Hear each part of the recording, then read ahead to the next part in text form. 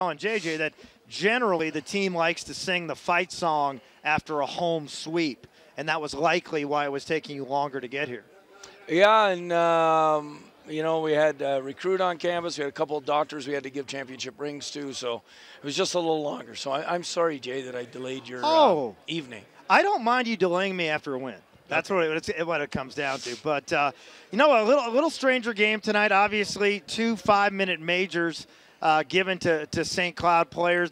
Jimmy Schultz getting kicked out, the big turning point, I thought, of the game. But really the special teams tonight, I mean, you get 3 power play goals, 2 from Adam Plant, and then on the penalty kill early on, you guys were perfect.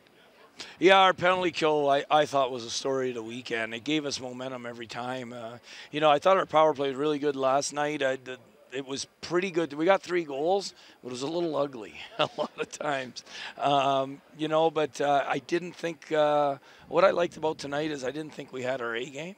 And we were able to find a way to win, which was nice to see because that's a really good college hockey team. Yeah, it was a strange game. I mean, that 5-minute major, the initial one you had, it seemed like the team was the most uninspired 5-minute power play I think I've ever seen, and yet you get another one and are able to capitalize on it.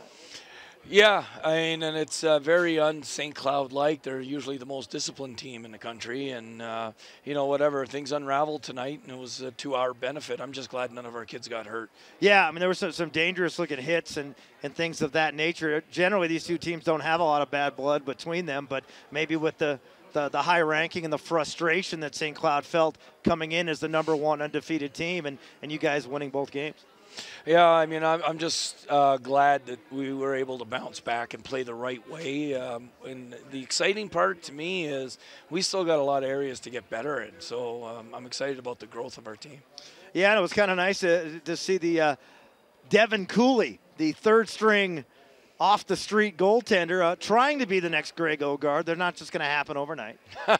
But Cooley, I think, technically got a save at the very end there. I thought he made a tip save, and he definitely made that save at the end. And if I'm keeping him off the stat sheet from a save when it should have been 2, my bad. Yeah, you're bad. My bad. But you know what? He's a great kid. He's a great teammate. He has a real infectious smile and attitude in practices, which makes it fun. And he keeps improving. So I was glad we were able to reward him. And I saw that, I thought they stabbed at TJ Gillette's, Tanner Gillette's hand. I wasn't taking a chance. No, I noticed that right when Lazat came across, and then you made the change. Next week, talking about a team with some bad blood, North Dakota comes into town.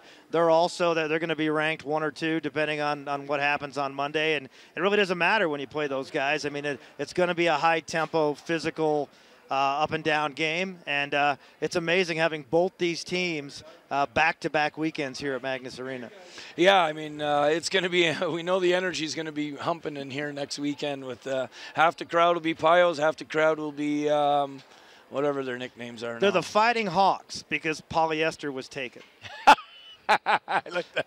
You imagine a green polyester leisure suit? That'd be last one out of Grand Forks. Turn out the lights. So that's pretty much what's going to happen here next weekend. But they're going to come in here 1 or 2, or you're going to be 1 or 2. And even though it's only November, I mean, I think it's going to have that playoff championship type atmosphere next week. Well, I think in the NCHC, I think there's only one team that's above 500 now. Yeah, it's pretty amazing. Like how tight it is so quickly, and the 8 teams CC, Omaha, obviously Miami's improved. All the bottom 3 teams are all drastically improved. Well, it's going to be a different week of practice probably than what you just went through after Western Michigan, but what are some of the things you're going to have to do better to play well against North Dakota? We got to be tenacious, a little better on our checking skills again.